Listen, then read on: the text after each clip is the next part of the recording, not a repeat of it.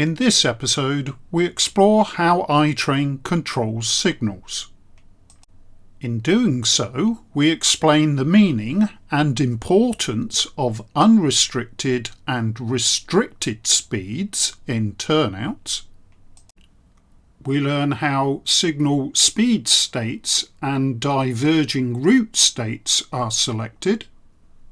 And we discover that signals do not control the train speed or route.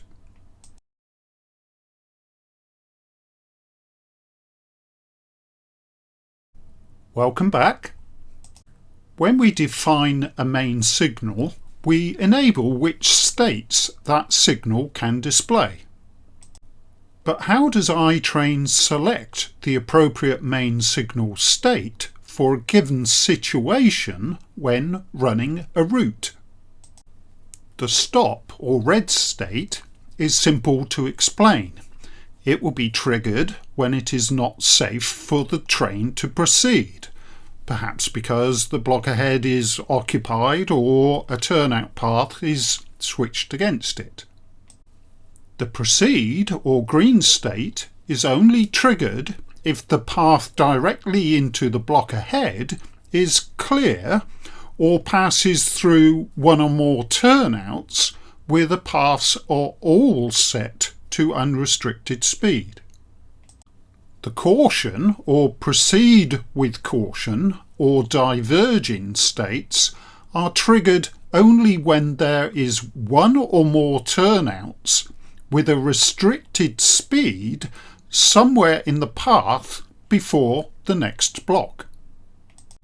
With a restricted speed active, a specific speed-based signal state will be displayed based on the block speed or turnout speed. When the turnout speed for a restricted path is set to one of the set numerical values, that specific signal speed state will be displayed if enabled. If no set numerical value has been specified in the turnout, the block speed is used. So clearly the train speed, the block speed and the turnout speed play an important role in the selection of the displayed signal state. But it is perhaps less obvious that signals themselves do not control the speed or route of a train in iTrain. To understand why, let's dig a bit deeper.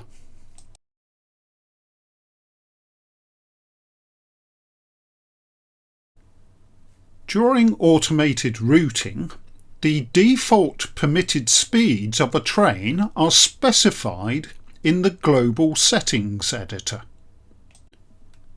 This determines the train speed for various situations, including the maximum speed applied to all blocks except station blocks, and is often applied as the unrestricted speed in a turnout, the restricted speed, and the speed when the train is within a station boundary.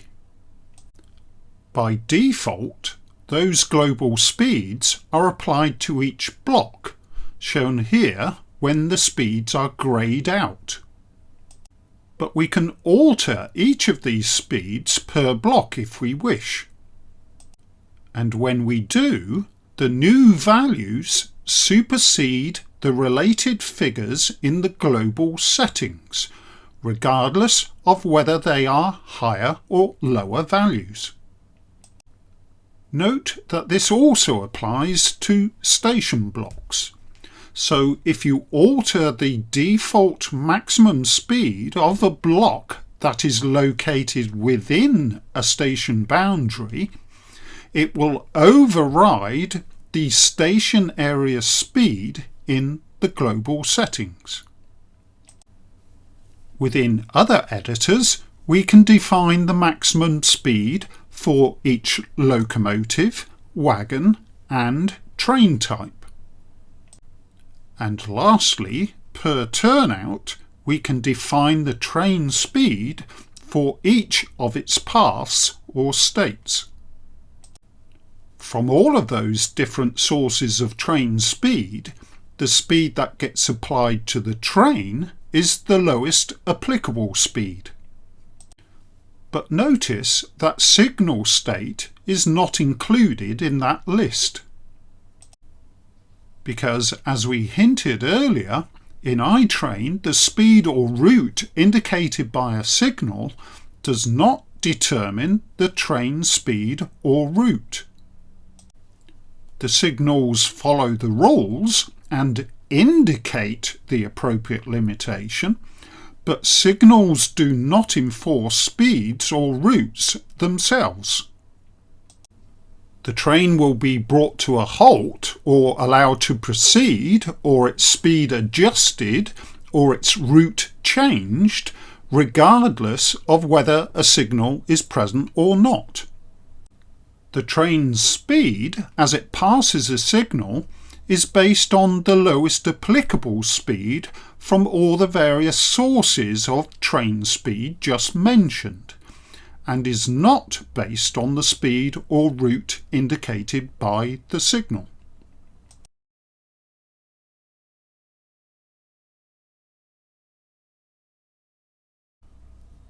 So, to ensure that a signal located prior to a turnout displays the appropriate state, the turnout speed must be set correctly. This is not done automatically by iTrain when the auto-fill button is pressed. We must do it ourselves for each turnout. Turnout speed is specified per turnout and for each state of that turnout. In the Length plus Speed tab, there is a speed parameter. Each path or state, named straight and branch, has a speed parameter. Either unrestricted speed, restricted speed, or one of the set numerical speeds. If a set speed is chosen, that is deemed to be a restricted speed, even if the fastest speed is selected. Straight and branch can have the same speed state, so both restricted or both unrestricted, or both with the set numerical values.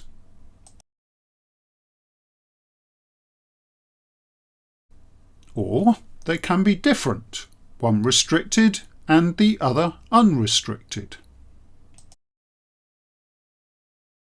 So a straight state doesn't have to mean unrestricted speed, and a branch state does not have to mean a restricted speed. However, by default, speed is set to unrestricted for the straight state and restricted for the branch state. If the path through a single turnout or a series of turnouts are all set to unrestricted speed before reaching the block ahead, the proceed state will be displayed by the signal when allowed to proceed.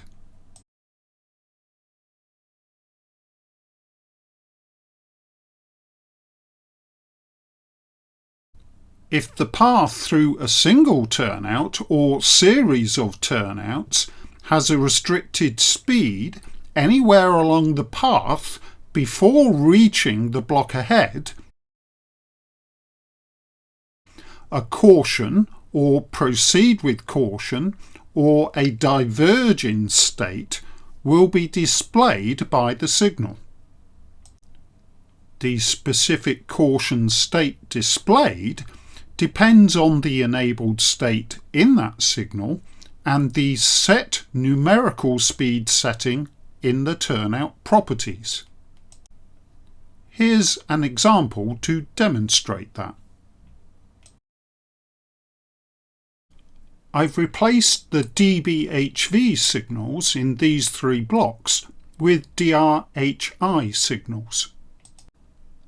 They can display three specific speed-based states: proceed at 40 km per hour, proceed at 60 km per hour, and proceed at 100 km per hour, which I have enabled. At this signal in B3, when the train is allowed to move ahead, the turnout state will be straight, unrestricted, which will produce the proceed state. At this signal in B1, to move ahead, the first turnout will be straight, unrestricted, but the second turnout will be branch restricted, and I have set its speed to 60. So the proceed at 60 state will be displayed. And at this signal in B2, to move ahead, the first turnout will be branch restricted, which I've set to 40 km per hour, and the second turnout will of course still be branch restricted 60. So the proceed at 40 state will be displayed. When I start dB car, the signal shows the proceed state. Note that the commanded speed of the train, shown in the upper figure here, is 60 km per hour. That train speed is not a result of the signal state.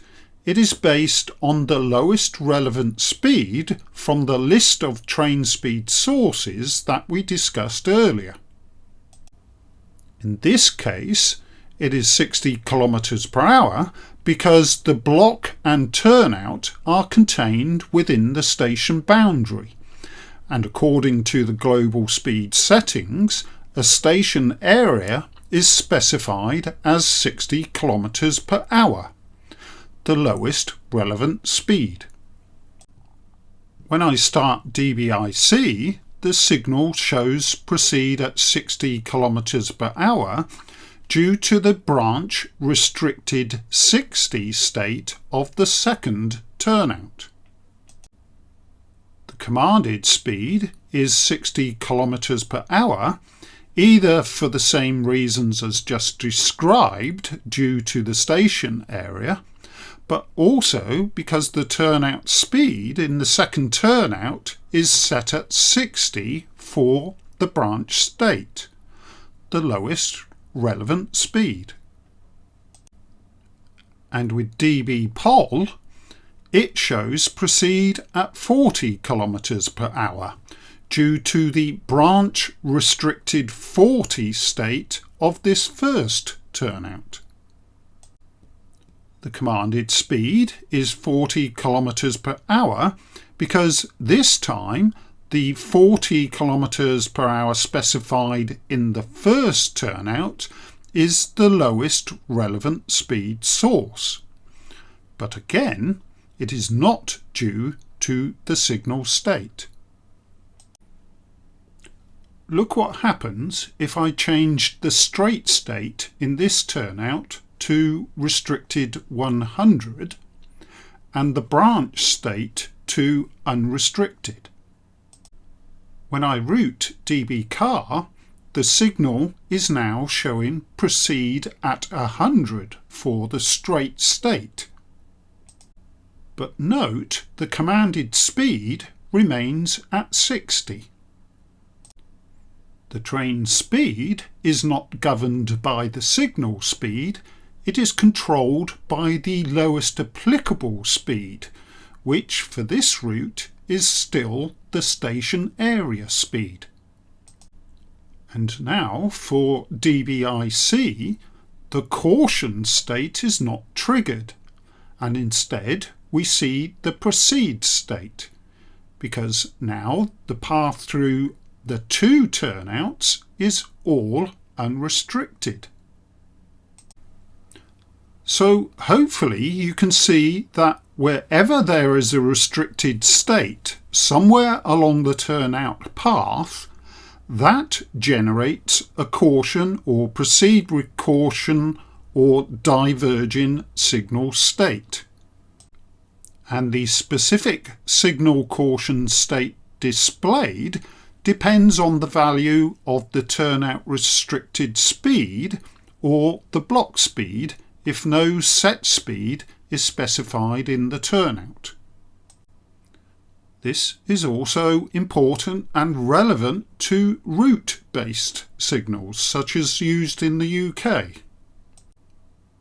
A restricted state somewhere in the turnout path is needed to trigger the diverging state that some signals have, also known as a feather aspect.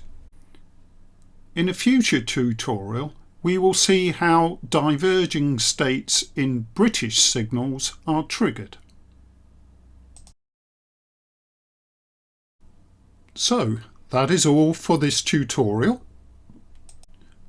We learnt that during automated routes, the train speed is by default governed by the speeds specified in the global settings editor, but can also be specified for each block, turnout, locomotive, wagon and train type, with the lowest relevant speed being applied to the train. Remember, if the individual block speeds are edited, they will override the equivalent speeds in the global settings, regardless of whether they are higher or lower values. And we learnt that signals do not themselves affect the speed or route of a train. They simply obey the signal rules and indicate the limitations ahead.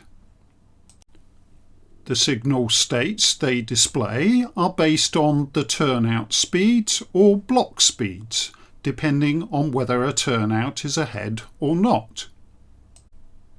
Any restricted speed in the path will generate caution, proceed with caution, or diverging signal states. And a fully unrestricted path is needed to generate the proceed state. In the next episode, we start applying what we have learned in this signal series so far by reconstructing the signals in the demo layout. So, until then, bye for now. But before you go, please take a moment to click the like button if you like what you saw or you learned something new. It means a lot to me and to the guys that help me produce these tutorials. Thank you.